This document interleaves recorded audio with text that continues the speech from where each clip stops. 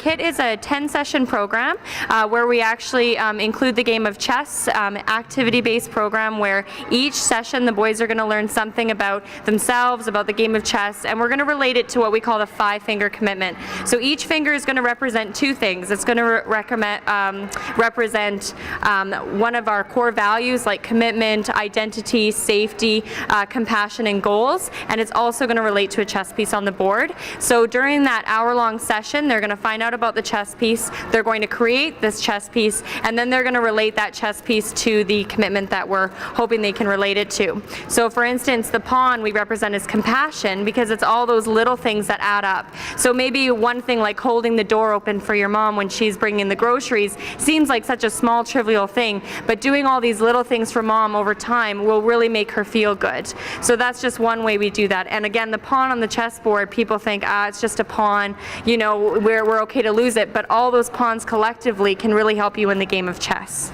The benefits of the program is that it allows high school boys to become mentors to grade 5 boys. So like Jenny was saying earlier, it's a 2-tier system.